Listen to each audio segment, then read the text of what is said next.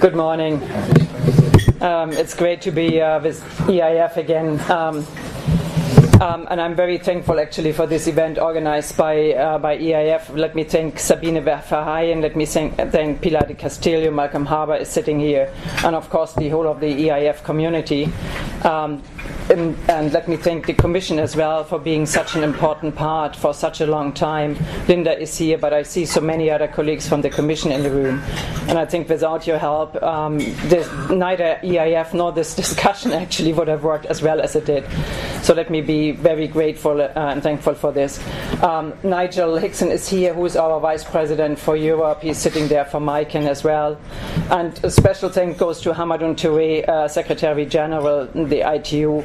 I would love to thank him for his openness, because I mean over the last months where we have seen in the whole internet community some kind of conflicts arising about certain issues related to certain topics, I think we have seen a great flexibility and openness by himself personally and by the ITU community actually to show that we can manage these kind of conflicts together. And I think that's all what we need, because internet changes so much of our business environment. It changes society, it changes how we as a business community reflect about certain things, and it brings us all together. So nobody should be actually be surprised that we see new conflicts arising or old conflicts coming up again.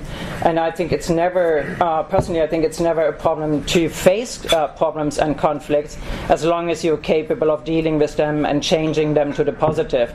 And I think this is the whole Hamadoun conflict actually showed over the last month how much he's embracing the change and how much ITU is willing to operate with all of us. So let me thank you for this Hamadoun specifically.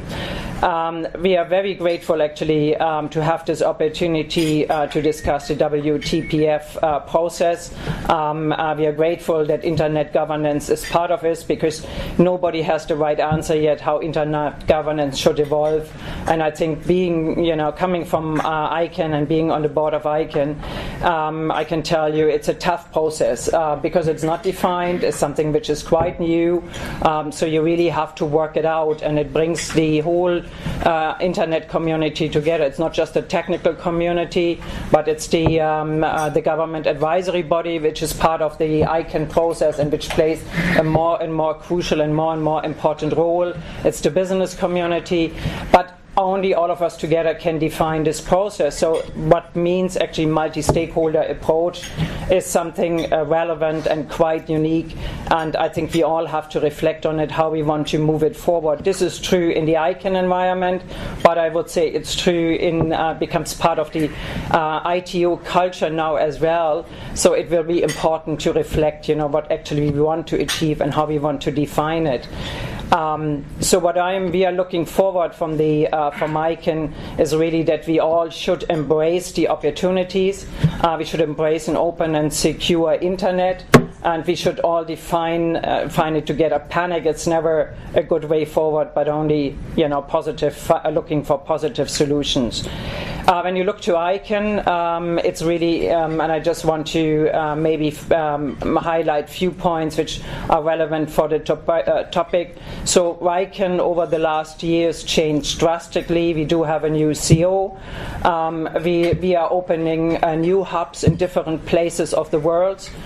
Interestingly, our hubs, which are operational hubs, so we're not talking about sales hubs, but they're fully operational hubs. We are opening them in one in Singapore and one in Istanbul. This tells you how this world changed. It's not just that the internet changed, but the economic reality of our whole global environment changed drastically. So this, I think, shows how much we reflect on this. We embrace an Africa strategy, which is completely new. We talked about it for some years, but the Africa strategy is there now. We are talking now about a strategy for Latin America, and we moved at our last meeting in Beijing drastically forward with our Latin American strategy. Don't get me wrong, all the other offices will remain and they are relevant and key. So the office which we have here in Brussels is absolutely key and absolutely critical. More and more people, actually we're hiring people here, and we bring more and more people to the key personnel to the office here in Brussels. With Sally Costerton, she's more in Brussels actually than she is in California, just to give you one example. The very interesting change will be that our growing linguistic and diversity, which will be shown in the new DNS, which we will bring to the root. So the first hundreds, probably, maybe even more, where we see an extension, will actually reflect on this. Most of them will be in non-Latin script, and they actually will be international, what we call international domain names. Again, it's a huge reflection on the changes which we all experience in the internet environment. I think we still have to be very careful because everything it's fragile, and it depends on this whole community and the internet community as a whole to move everything forward. We face so many challenges which come out of the international environment, challenges which come out of security environment. So we have to, like what Hamadun Touré said, I think it's really important always to keep the balance right.